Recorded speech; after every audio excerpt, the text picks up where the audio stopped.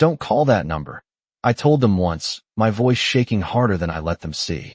If anything happens to me, you call anyone else. Anyone. I remember the way Lily nodded like she understood, the way Noah didn't, his small fingers tracing the cracked screen of my phone like it was a secret map he wasn't supposed to read. I thought I had more time. I thought exhaustion was something I could outrun with coffee and double shifts and sheer will. I was wrong. The fluorescent lights above me hummed like distant thunder, too bright, too white, turning everything into something unreal as the room tilted sideways. My knees gave out before I even felt the fall, like my body had made the decision without asking me first. I remember the cold tile against my cheek. I remember the sound of something metal hitting the floor. I remember Lily screaming my name like it was breaking her. Mom! Noah's voice came next, smaller, trembling, like he was trying to be brave and failing anyway. I wanted to answer them. God, I wanted to. But my mouth wouldn't move. My hands wouldn't listen. The world narrowed into a thin tunnel of sound and light, flickering at the edges. And then silence. Or not silence. Something worse. Distance. Like I was still there, but already fading out of reach. Somewhere far away, I heard the rustle of movement, the frantic shuffle of small feet, a phone unlocking with shaky fingers. Noah, don't. Lily's voice cracked, but it was too late. He had already pressed the name I told them never to touch. The one buried at the bottom of my contacts like a mistake I couldn't erase. Dad? Noah whispered, his voice breaking in a way that made something inside my chest ache even through the fog. Please come. Mom, she fell. She won't wake up. There was a pause. Just 1 second. But it felt like the entire world held its breath. Even in the darkness, I felt it. A shift. Like something far away had just turned its attention toward us. I didn't hear what he said on the other end. I didn't need to. The air changed. That's the only way I can explain it. Like a storm forming miles away. Invisible, but inevitable. My last clear thought before everything slipped completely out of focus was simple. Desperate, and far too late. He knows now. And when Alexander Kane knows something, he doesn't ignore it. He comes for it. The first thing I remember is the sound of shoes that did not belong in a place like that. Slow and precise against the polished hospital floor, not rushed, not uncertain. Each step carrying a kind of authority that made conversations lower without anyone being told to be quiet. And even through the haze behind my closed eyes, I felt it. The shift. The way the air tightened as if the building itself recognized who had just walked in. Because men like Alexander Kane did not enter quietly, even when they said nothing at all. And somewhere near my shoulder, Lily's small hand gripped mine so tightly, it almost hurt while Noah stood a few feet away, his breathing uneven, like he was trying not to cry again. And then a voice, low, controlled, unmistakably calm in a way that did not belong in a room filled with fear, asked only one question. Which one is mine? And everything stopped. Not loudly, not dramatically. Just a quiet pause where even the machines seemed to hesitate, and I felt my heart stutter somewhere deep inside my chest because I knew that voice. I had spent years pretending I did not. Years building distance between that world and this one. And now it was standing at the edge of my children's lives like it had always been meant to be there. Lily spoke first, her voice trembling but stubborn. She is our mom. As if that answered everything. As if that was the only truth that mattered. And for a moment, there was no response, just silence stretching thin, and then closer, footsteps again, softer this time, deliberate, until I could almost feel the presence beside me without seeing it. Emily, he said, my name sounding different in his voice, like it belonged somewhere I had tried to forget, and I forced my eyes open, the light burning, the shape slow to form, until his face came into focus above me, sharper than memory, colder, older, but still exactly the same in all the ways that mattered. And the first thing I felt was not relief, it was fear. Immediate and absolute. Because if he was here, then everything I had built to protect them was already unraveling. You should not have come. I whispered, my voice barely there, each word scraping on the way out. But he did not react the way anyone else would have. He did not ask why. He did not step back. He simply looked at me, then at them, his gaze moving between Lily and Noah with a precision that felt like calculation and something else buried underneath it. Something quieter, something dangerous in a different way. Recognition. They called me, he said, as if that explained everything, as if that gave him the right to stand there, to exist inside this moment I had tried so hard to keep separate. And I shook my head weakly, panic rising faster than my strength could hold it down. They should not have, but it was already too late, because outside the room, I could hear more movement now. Heavier, coordinated, not hospital staff, not random, and I knew that pattern, that rhythm. The invisible line of protection that came with him whether you asked for it or not, and it wrapped around us before I could even try to push it away. Lily looked up at him again, confusion mixing with something like hope in her eyes. "Are you really our dad?" she asked, so small, so certain in a way that broke something inside me.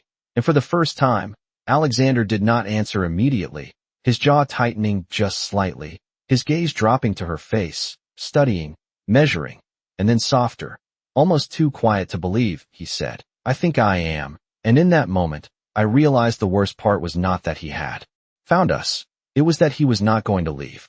The room felt smaller after that, like the walls had quietly moved closer without anyone noticing.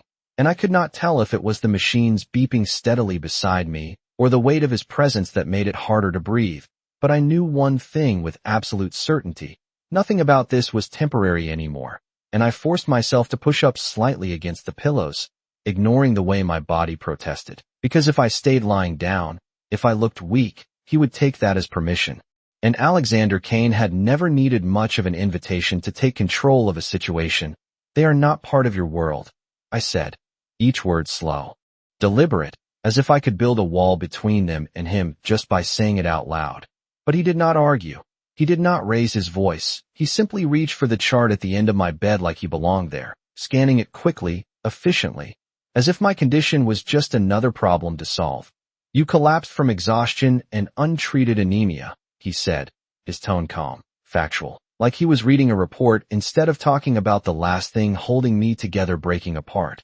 And then his eyes lifted back to mine, sharp, focused. "You have been running on less than 4 hours of sleep a night for months." And I felt something tighten in my chest because he should not know that. He should not know anything about my life now. Not after everything I did to disappear. "You do not get to investigate me," I whispered, but even I could hear how weak it sounded. And he tilted his head slightly, not offended, not surprised, just observing, like he was piecing together a puzzle. He had already decided to finish.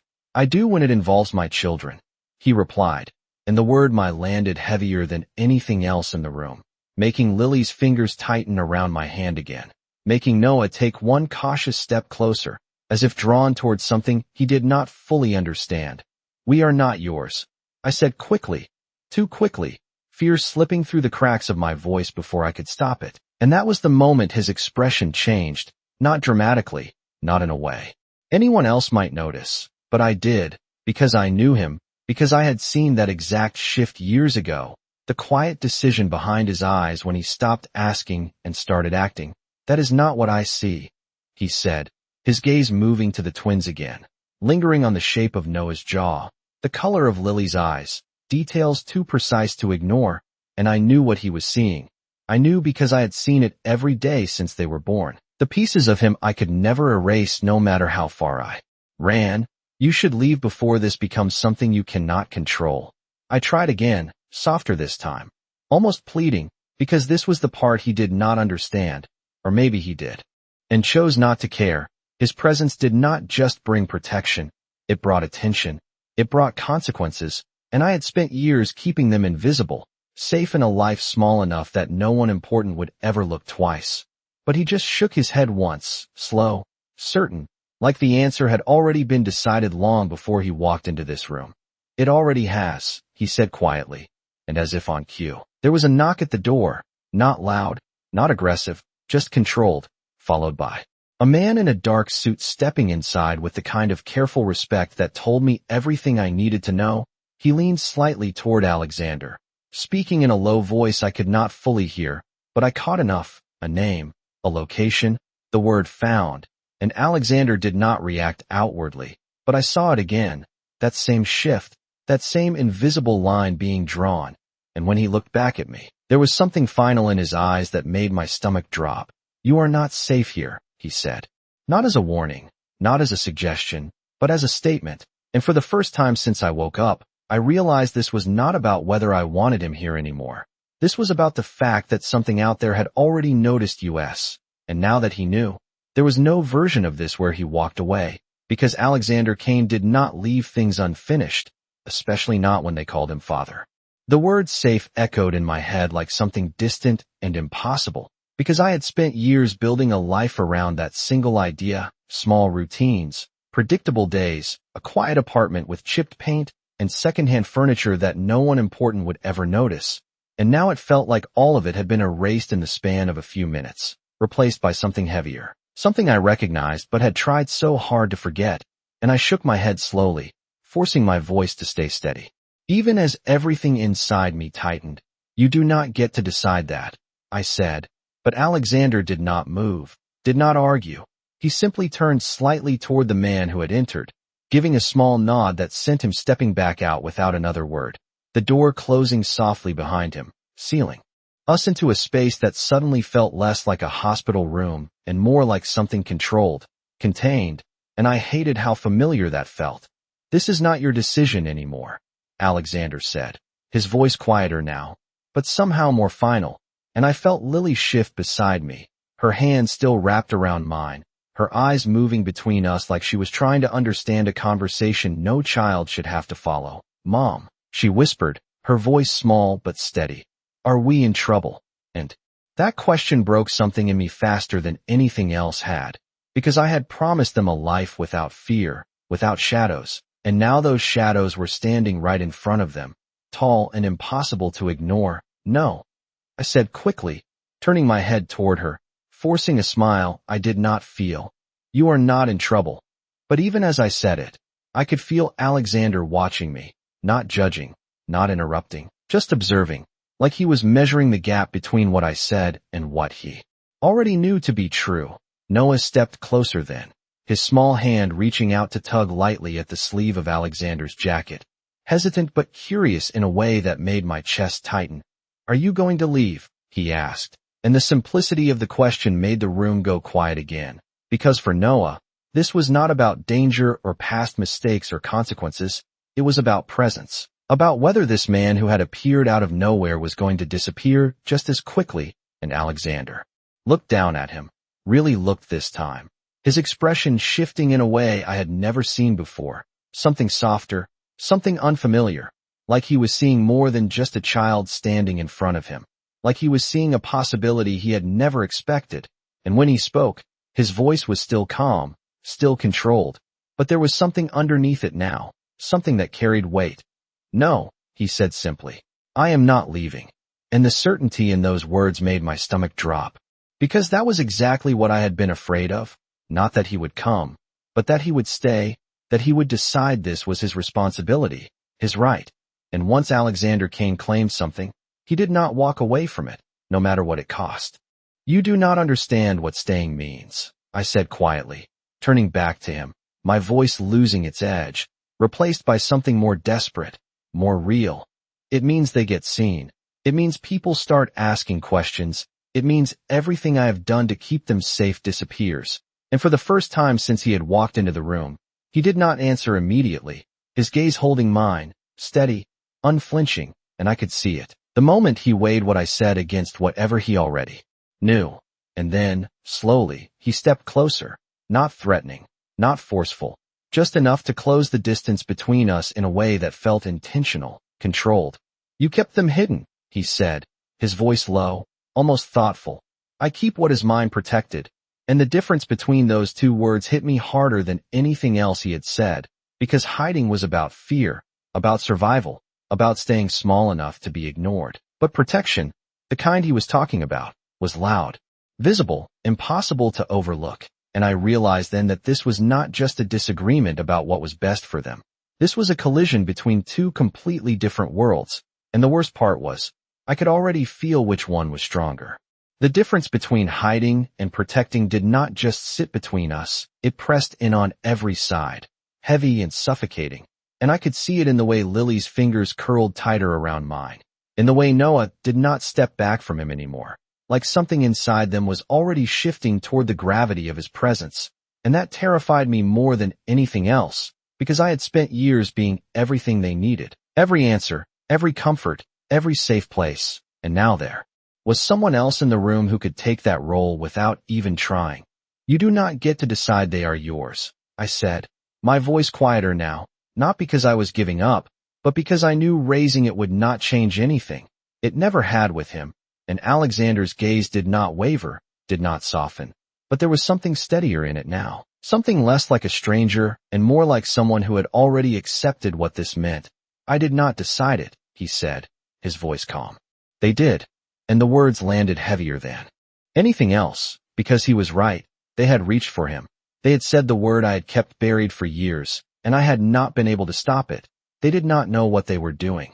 I replied quickly, but even as I said it, I saw the doubt flicker across Lily's face, saw the way Noah looked between us like he was trying to understand why something that felt right suddenly sounded wrong, and Alexander noticed it too. Of course he did. He noticed everything. Children understand more than we give them credit for, he said, not unkindly, but with a certainty that made it clear he was not going to let this go. And before I could respond, the door opened again, slower this time, more deliberate, and a nurse stepped inside, her smile polite but strained, like she was trying to pretend nothing had changed while clearly feeling that everything had. Miss Carter, she said gently, glancing once at Alexander before quickly looking away. We are preparing a private room for you. Upstairs, you will be more comfortable there. And I froze, because I had not requested that. I had not agreed to anything. And yet it was already happening, decisions being made around me without my consent, and I turned back to him, anger flaring just enough to push through the fear. You cannot just move me like this, I said, but Alexander did not even look at the nurse, his eyes still on mine, steady, unshaken. I can, he replied simply, not with arrogance, not with threat, just with the kind of quiet certainty that came from a lifetime of being obeyed. And the worst part was, no one in that room questioned it. Not the nurse, not the staff moving quietly in the hallway, not even the air itself. Everything adjusted around him like it always did. And I felt it then, the shift I had been trying to avoid, the moment where control slipped from my hands and into his without a fight loud enough to stop it. Mom, Noah said softly, tugging at my sleeve again, his voice smaller now, uncertain. Are we going with him? And I looked at him, really looked, at both of them, their faces pale from worry, their eyes searching mine for direction, for reassurance, for something solid to hold on to, and I realized that no matter what I wanted, no matter how hard I fought, this was no longer just about me. It was about them, about keeping them safe in a world that had already started to notice us, and I swallowed hard, the weight of that realization settling deep in my chest, before I looked back at Alexander, meeting his gaze with everything I had left. If we go, I said slowly, carefully, it is because I choose it, not because you forced it. And for a moment, just a brief one, something almost like respect flickered in his expression, subtle but real, and he gave a small nod, not agreeing, not conceding, but acknowledging. Then choose, he said, his voice low, steady, but choose quickly. And I knew, standing there between the life I had built and the one I had run from, that whatever I decided next would change everything. I did not answer him right away because choosing felt like standing at the edge of something I could not step back from. Like once I said the word out loud, there would be no version of our lives that returned to what it had been before, no quiet mornings, no unnoticed routines, no safety built from being invisible. And I looked at Lily and Noah again, really looked this time, at the way they were watching me, waiting, trusting that whatever I decided would be the right thing, and that trust felt heavier than anything else in the room, heavier than Alexander's presence, heavier than the tension pressing in from every side, because they did not know what I knew. They did not understand the cost of letting him in, and for a second, just 1 second, I thought about saying no, about pulling them close and walking out of that room, back into the life I had built, back into hiding, but the image did not hold. It cracked under the weight of reality, under the memory of the man at the door. The quiet conversation I was not meant to hear. The word found echoing in my mind like a warning I could not ignore, and I exhaled slowly, my decision settling into place not because I wanted it, but because I had no other choice that kept them safe. We will go, I said, my voice steady even though my chest felt tight. And Moment the words left my mouth, everything shifted, not dramatically, not loudly, just a subtle realignment of the world around us, like a machine locking into place, and Alexander nodded once, as if he had expected nothing less, as if this outcome had always been inevitable. Good, he said quietly, and then he moved, not toward me, but toward the door, opening it with a calm that made it clear this was already in motion, and within seconds, the hallway outside filled with controlled activity. Nurses and staff moving with purpose, a wheelchair appearing at my bedside before I could even process how quickly everything was happening. I can walk, I protested, but the nurse shook her head gently, her eyes flicking once toward Alexander before returning to me. Hospital policy, she said, though we both knew that was not the real reason, and I let them help me sit up, my body weaker than I wanted to admit. The room spinning slightly as my feet touched the floor. Lily stayed close on one side, her hand never leaving mine, while Noah hovered near Alexander, not quite touching him, but not keeping his distance either, like he was already trying to understand where he belonged in this new arrangement. And that scared me more than anything else, because it was happening too fast. All of it, the shift, the connection, the way their world was expanding to include someone I had tried so hard to keep out. And as they settled me into the chair, I looked up at Alexander one more time, searching his face for something, anything that might tell me I was making a mistake, but all I saw was certainty, calm, unshaken certainty, the kind that did not leave room for doubt. And as we moved out into the hallway, the difference was immediate. People stepping aside without being asked, conversations lowering, space opening up around us like an invisible barrier no one dared to cross, and I felt it again. That familiar sensation of being pulled into his world whether I wanted it or not. The quiet control, the unspoken authority, the way everything bent just slightly in his direction. And as the elevator doors opened, and we stepped inside, the mirrored walls reflecting a version of us I barely recognized, me pale and exhausted, Lily clinging to my side, Noah standing closer to him. Then to me, and Alexander at the center of it all, composed, in control, exactly where he belonged. And as the doors slid closed, sealing us into that moment, I realized something I had been trying not to admit. This was not just a change in location. This was the beginning of something I would not be able to undo, because the moment I chose to go with him, I had not just stepped into his world, I had brought my children into it too. The elevator ride was too quiet, the kind of silence that presses against your ears until every small sound feels louder than it should. The soft hum of the cables, the faint shift of metal as we moved upward, the uneven rhythm of my own breathing that I could not quite steady. And I kept my eyes on the numbers above the door, watching them change one by one as if that could anchor me to something normal, something predictable. But nothing about this was normal anymore, and I felt it in the way. Noah stood just slightly closer to Alexander now, not touching, not speaking, but no longer unsure. Like the distance between them had already begun to close in a way I could not control, and Lily, still beside me, leaned her head lightly against my shoulder, her small body tense in a way she tried to hide, and I reached for her hand again, squeezing gently, a silent promise that I was still here, still theirs, even as everything around us shifted. And when the elevator finally slowed, the moment stretched thin, the quiet breaking just slightly as the doors slid open to reveal a different world waiting on the other side. One that looked like a hospital but felt nothing like the one we had left behind. The lights softer, the floors quieter, fewer people, fewer voices, everything controlled, contained. And the moment we stepped out, I knew this was not just another floor. This was his space. And it showed in the way two men in dark suits stood near the hallway entrance, their posture relaxed but alert, their eyes scanning without seeming obvious. And they nodded once as we passed, not to me, not to the nurse, but to him, always to him. And I felt that shift again, the invisible line that followed him everywhere, marking what was his and what was not. And for the first time since I had woken up, a different kind of fear settled in my chest, not just fear of danger, but fear of how easily my children could begin to accept this, how quickly it could start to feel normal to them. Because children adapted, they always did, and I was not sure I could stop that from happening. This way, the nurse said softly, guiding us down the hallway. But even her voice felt quieter here, like it adjusted to the space without being asked. And when we reached the room, I hesitated, just for a second, my hand tightening around the armrest of the wheelchair, as if that small pause could still change something.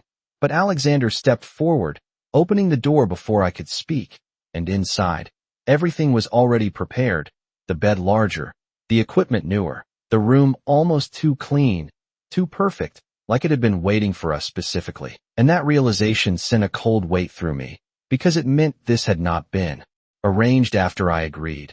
It had been ready before I even made the choice. And I looked at him then, really looked, searching for any sign that this had been a possibility he had considered rather than a certainty he had planned for. But his expression gave nothing away, calm, unreadable, already settled into this outcome. And as they helped me onto the bed, adjusting the blankets, checking the monitors, I felt the last pieces of my control slipping further out of reach, not taken forcefully, not demanded, just replaced by something stronger, something more absolute. And across the room, Noah stood beside him now without hesitation, looking up with a quiet curiosity that made my chest tighten. "Is this where we are staying?" he asked, his voice small but steady, and Alexander glanced down at him briefly before answering, his tone even, certain. "For now," he said, and there was something in those two words that lingered, something that suggested this was only the beginning, not the end. And Lily shifted beside me again, her fingers brushing mine as she looked between us, confusion still in her eyes, but something else there too. Something like trust forming in a place I had not expected, and I realized then that the hardest part was not just keeping them safe anymore. It was holding on to the version of our life that existed before he walked back into it. Because the more time we spent here, the more that version would start to fade, replaced by something I was not sure I could stop. And as the door closed softly behind us, sealing us into that quiet, controlled space, I understood something I had been trying to avoid.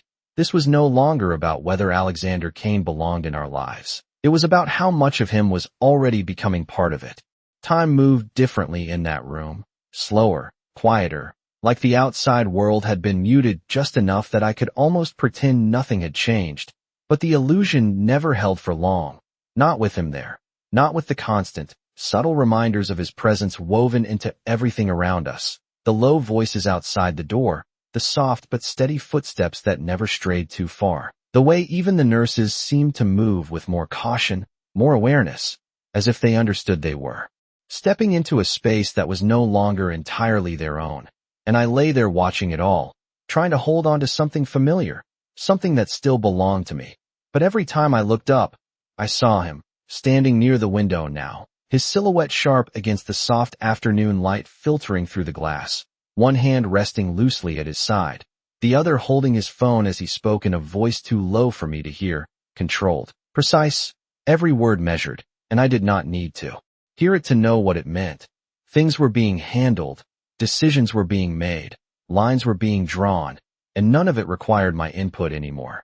And that realization settled deep in my chest, heavy and unyielding, because this was exactly what I had tried to avoid, not just his world, but the way it operated, the way it moved around him without hesitation, without question, and across the room. Noah sat on the edge of the chair, watching him with a quiet focus that made my chest tighten, while Lily stayed closer to me, her hand still occasionally brushing mine as if to reassure herself I was still here, still reachable, and I clung to that, to her, to the small pieces of our life that had not yet shifted completely out of my grasp. "Mom," she whispered after a while, her voice soft but steady. "He is not what I thought he would be." And I turned my head toward her, studying her expression, trying to understand what she meant. "What did you think?" I asked quietly, and she hesitated, glancing briefly toward him before answering. "Scarier," she admitted, and I almost smiled, not because she was wrong, but because she was only seeing part of it, the surface, the control, the calm, not the weight underneath it. Not the consequences that followed him like a shadow you could never quite escape. "He is," I said gently. "Just not in the way you think." And before she could ask more, Noah's voice cut in, softer but certain. "He stayed," he said, as if that was the most important thing, as if that alone defined everything else. And I felt that shift again, the quiet pull of something I could not easily argue against, because he had stayed. He had come when they called. He had not hesitated. And for them, that mattered more than anything else, more than the past, more than the risks, more than the things they did not yet understand. And I looked back at Alexander then, still by the window, still speaking in that same controlled tone, and I realized something that unsettled me more than I expected. He was not just protecting us from something out there. He was becoming something in here, something inside this space, inside their world. And I did not know how to stop that without taking away the one thing that was keeping them calm, keeping them from being afraid. And that was the part one had not prepared for, the part one had not planned for, because I had always assumed if he ever came back into our lives, it would be something I could resist, something I could fight. But this was different. This was quieter, more gradual, a shift that happened in the space between moments, in the way Noah looked at him, in the way Lily listened when he spoke, in the way the room itself seemed to settle. When he was near, and as he ended his call and turned back toward us, his gaze moving first to the children, then to me, steady and unreadable, I understood something I could not ignore anymore. This was not just about whether he belonged here. It was about the fact that, piece by piece, he was already becoming part of us.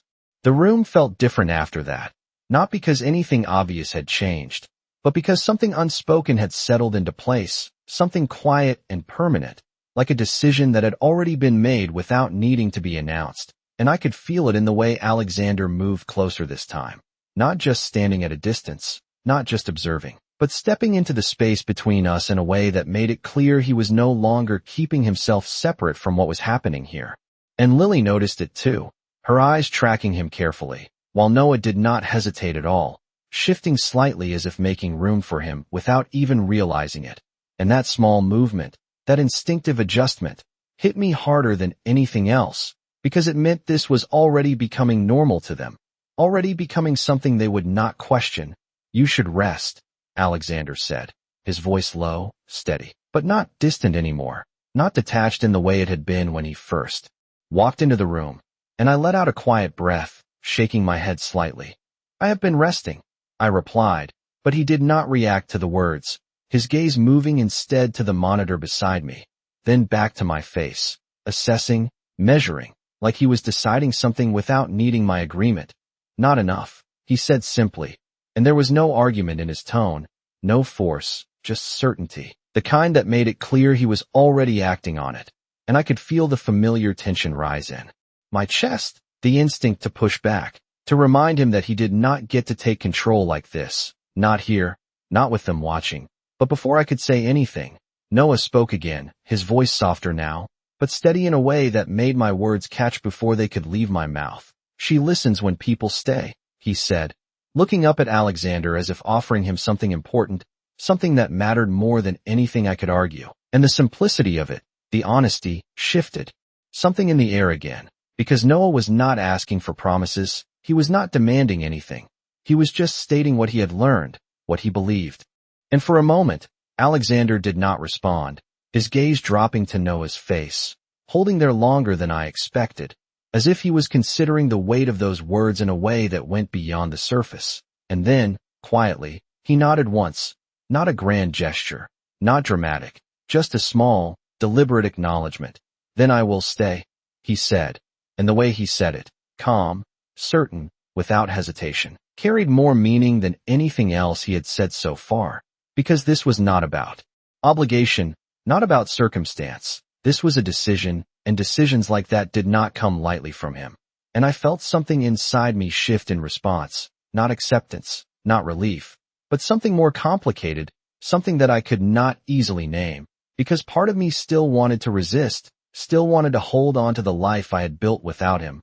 But another part, quieter, more dangerous, recognized the truth in what Noah had said.